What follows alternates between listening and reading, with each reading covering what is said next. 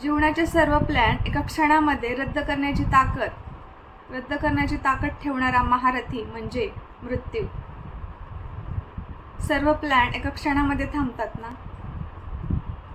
आणि मी तुम्हाला नेहमी म्हणतच असते, कुठल्या क्षणाला काय होणार आहे हे आपल्याला माहिती नसतं. हा क्षणाचा भरोसा आपण ज्या क्षणामध्ये जगतोय ना त्याचा देऊ शकतो, पण पुढच्या क्षणामध्ये काय होणार आहे हे आपल्यालाही, आपल्यासोबत काय होणार आहे किंवा बाहेर आजूबाजूला काय घडणार आहे हे पण आपल्याला कधीच माहिती नसतं, बरं का. हॅलो, नमस्कार, स्वागत आहे तुमचं माझ्या एका नवीन ब्लॉगमध्ये. श्री स्वामी समर्थ. गेलेला क्षण परत येत नाही, म्हणून त्या क्षणामध्ये प्रत्येक क्षणाचा आनंद घ्यायला शिका, ही माझा नेहमीचा डायलॉग. आणि घेतलेल्या गोष्टीवरून, अनुभवावरून काहीतरी गोष्टी आपण नेहमी ठरवतच असतो. तसा मी माझा अनुभव तुम्हाला सांगत असते की गेलेला क्षण परत येत नाही, म्हणून आहे त्या क्षणामध्ये प्रत्येक क्षणाचा आनंद घ्यायला शिका आणि आयुष्य जगायला शिका. आता हे आपलं आयुष्य ना आता आपलं राहिलेलं नाही आहे आणि आपला आयुष्य आपण आता म्हणू शकत नाही. आता तुम्हाला सर्वांना माहितीच आहे मी कुठल्या गोष्टीबद्दल बोलणार आहे, किंवा माझं थंबनेलसुद्धा तुम्ही बघितलंच असेल. त्यामुळे हा व्हिडिओ सुरुवातीपासून शेवटपर्यंत नक्की बघा, म्हणजे मी या व्हिडिओजमध्ये तुम्हाला काय काय गोष्टी सांगितलेल्या आहेत आणि काय गोष्टी तुम्हाला वेगळ्या काहीतरी वाटतात किंवा तुम्ही काहीतरी नवीन त्याचा अनुभव घेतला असेल तर मला कमेंटद्वारे नक्की कळवा. आणि हा व्हिडिओ कसा वाटतो ते सुद्धा पूर्ण व्हिडिओ शेवटपर्यंत बघून सांगा. तर मी आता व्हिडिओची सुरुवात करते. मला खूप काही गोष्टी बोलायच्या आहेत. व्हिडिओ सुरू करायला सुद्धा मला असं भीती वाटते. मलाच काय, आता इतर मुलींना सुद्धा भीती वाटणार आहे. कुठेही जर तुम्ही बाहेर जातोय, घराच्या बाहेर जातोय, कुठेतरी मार्केटला जातोय किंवा इकडे तिकडे कुठेही जातात, तर सर्व महिलांना आता भीतीच आहे. आता आपण महिलांनाही म्हणू शकत, छोट्या छोट्या मुलींनाही भीती झालेली आहे. आता उन्हाळ्याच्या सुट्ट्या झाले की सगळे आजोळी जायला बघतात, तिथे पण भीती झालेली. तर मी तुम्हाला पुढे सांगते सर्व काही. तर 1 मे दिवशी सर्वजण एक छान अशा गोष्टीची वाट पाहत होतो आपण. आणि असं होतं, मुली पण खूप आनंदी होत्या, ज्या कॉलेजच्या मुली आहेत किंवा ज्या सोशल मीडियावर थोडे इकडे तिकडे महिला आहेत किंवा ज्यांना कुठे काहीतरी नवीन काहीतरी गोष्टी पाहण्याची, ऐकण्याचं काहीतरी असतं. तर सर्वांना माहिती होता राजे शिवाजी 1 मे दिवशी हा पिक्चर रिलीज होणार होता. सर्वांसाठी खूप आनंदाचा दिवस होता आणि खूप जण वाट पाहत होते की कधी तो पिक्चर वगैरे रिलीज होईल, कधी त्याचा ट्रेलर वगैरे येईल, कधी आपण ते पिक्चर पाहायला वगैरे जाईल. आणि मुली तर खूप उत्सुक असतात की राजे शिवाजी म्हटलं की मुलींना तेव्हाचा काळ म्हटलं तर एक ताकद होती. आणि राजे शिवाजी म्हटलं, छत्रपती शिवाजी म्हटलं की सर्वांना असं बिनधास्त वाटतं. ते वातावरण, ते ऐकणारे शब्द आणि भीती जी आहे ना मुलींच्या मनामधली निघून जाते. पण आता वरची ना तसं काहीच राहिलेलं नाही आहे.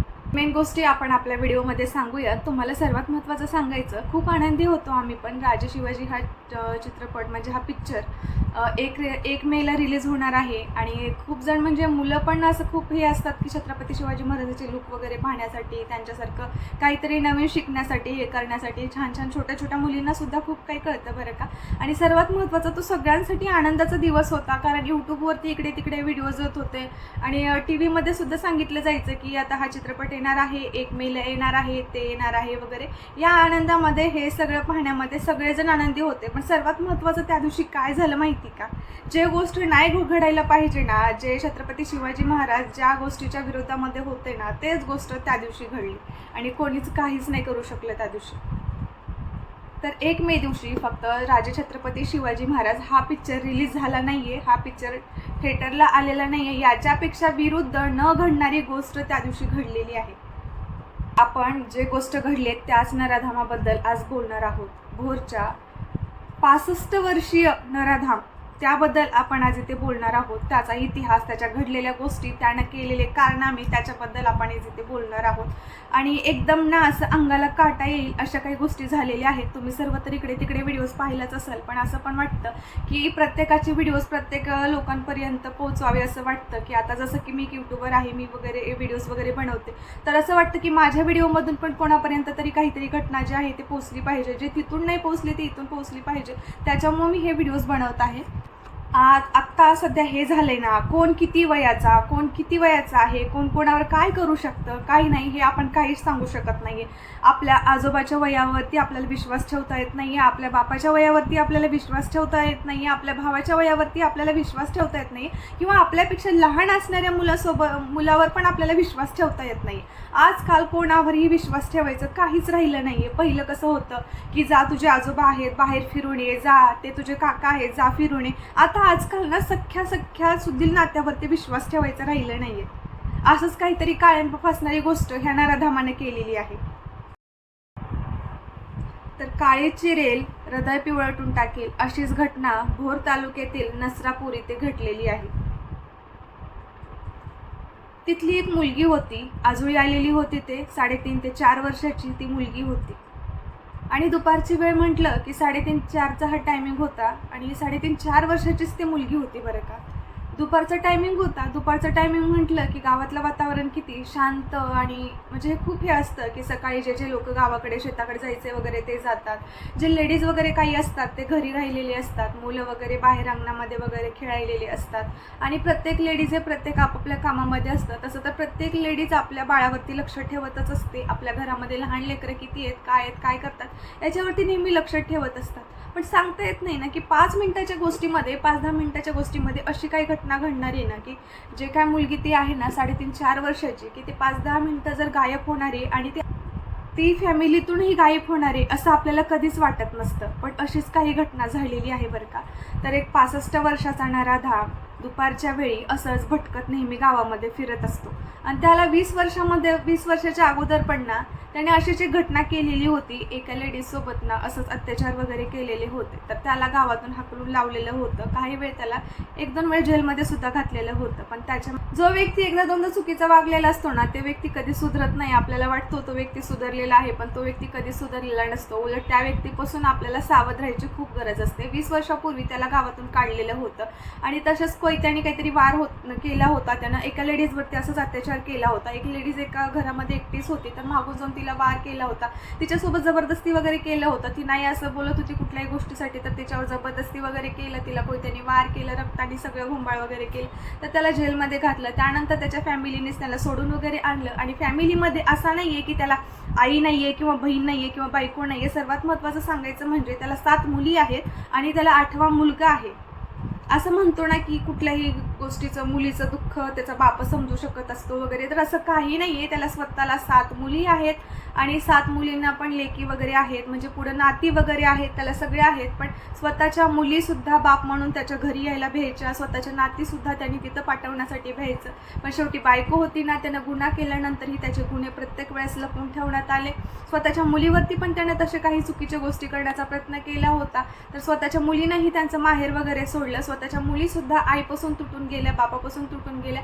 सगळ्यात महत्त्वाचं तर गावामध्ये एक ती असं घर होतं ना की त्याच्यामध्ये ना असं कुणीच इन्व्हॉल्व होत नव्हतं. त्यांना आपल्याच कुठल्याच कार्यक्रमामध्ये वगैरे बोलवत नव्हते. ते घर जे आहे ना गावामध्ये पूर्णपणे असं वाळ टाकलेलं होतं कारण त्याच्याच पोटी एक मुलगा होता आणि त्या मुलालाही तशाच सवय होत्या ज्या काही चुकीच्या गोष्टी करायच्या त्या. इतर फ्रेंड वगैरे त्यांना कोणीच असं कुठल्या गोष्टीमध्ये विचारत नव्हतं. सगळं काही गोष्ट त्यांना ते बाजूलाच टाकलेली होती. 7 मुलीचा बाप जर असा करू शकतो, असं काही करेल आपल्याला कधी वाटतं का?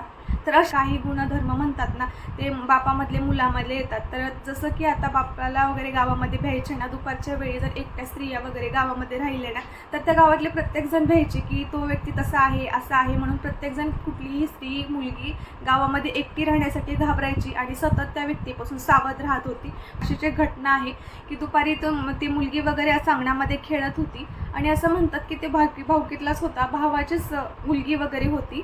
तर दुपारच्या वेळी असं छोटी मुलगी 3.5-4 वर्षाची ती तिथे खेळत होती. तर त्यानं बाजूला पत्र्याचा कोठा वगैरे होता आणि इकडच्या घरी ना त्यांचं घर होतं. बाजूला कोठा वगैरे होता पत्र्याचा शेडचा वगैरे आणि त्या समोरच्या बाजूला वगैरे कॅमेरा होता. त्याच कॅमेऱ्यामध्ये केस झालेली गोष्ट आहे. समोर स्लॅबचं आहे, दोन्ही साईडला त्यांनी कोठ्याच्या आणि इकडे वगैरे त्यांनी ना कॅमेरा लावलेला आहे. त्यामुळं आपल्याला ते दृश्य एकदम क्लिअरली दिसत आहे की छोट्या मुलीला तो सोबत घेऊन गेलाय, तो पण तिच्यासोबत गेलेला आहे आणि तो इकडे तिकडे पाहत पण होता की त्याला कुणी बघायला आहे का नाही. कारण चोर हे नेहमी त्याला माहिती असतं, तो खोटा वागतो त्यालाही माहिती असतं की आपल्याकडे कुणाचं लक्ष आहे का, कोण बघत आहे.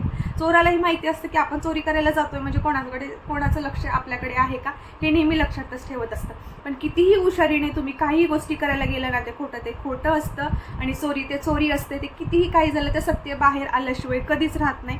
तर असंच काही गोष्ट त्याने कॅमेऱ्याकडे लक्ष नाही केलंच. कॅमेरा तिथे समोर लावलेला आहे.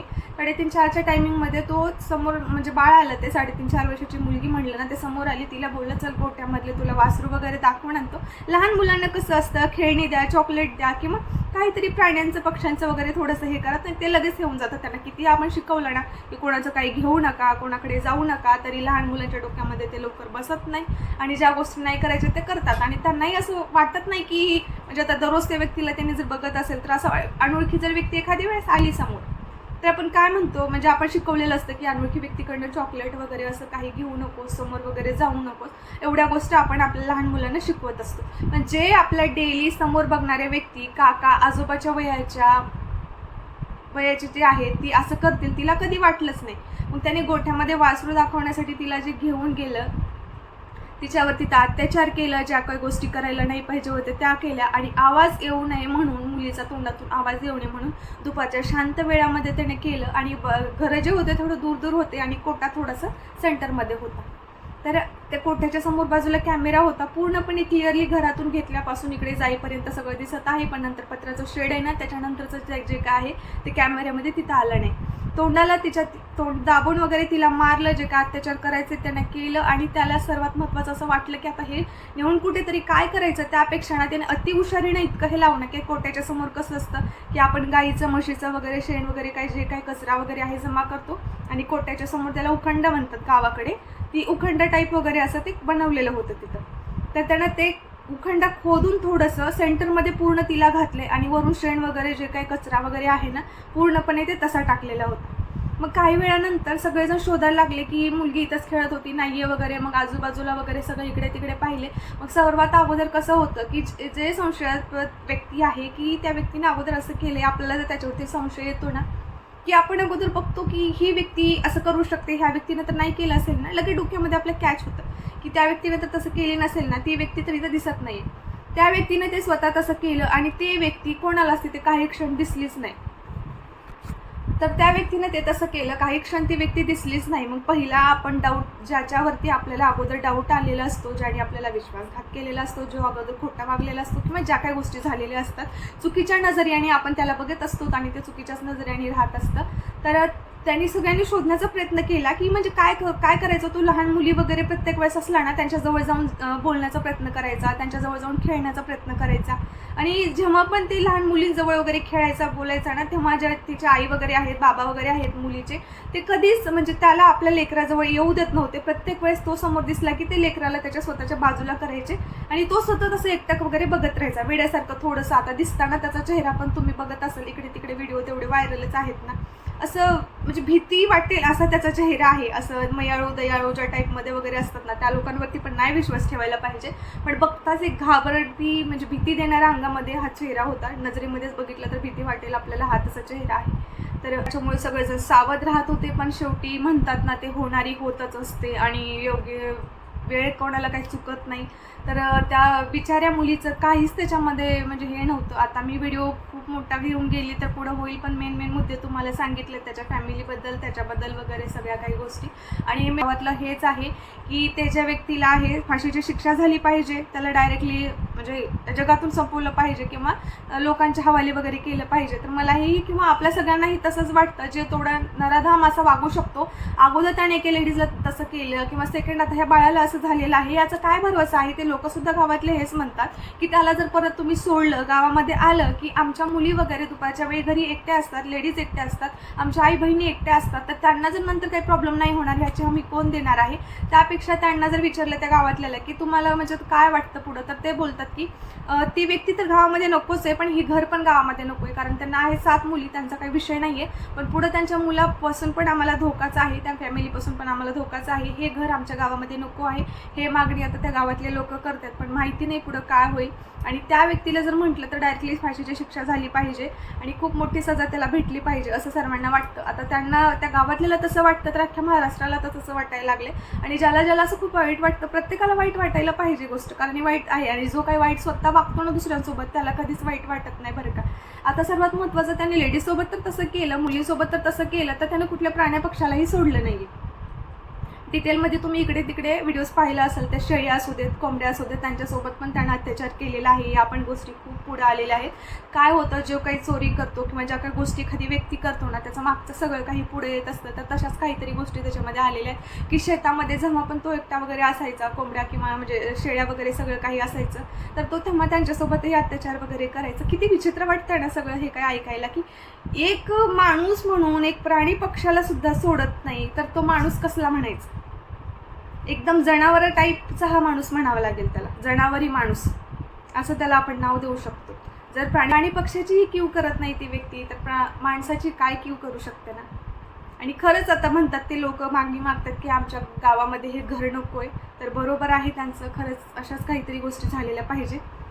तर मी आता हा व्हिडिओ इथं थांबवते आणि इतकंच सांगते की ते गाव म्हणून नाही, अख्खं महाराष्ट्र म्हणून पण जर सांगायचं म्हणलं, किंवा कुठलंही गाव असू दे, मुंबई असू दे, पुणे असू दे, दिल्ली असू दे, लातूर असू दे, किंवा कुठलीही गावं घ्या, त्याच्यामध्ये कुठलीही गावं घ्या, लेडीज आता कुठेच सेफ नाही आहे, कुठेच सेफ नाही आहे.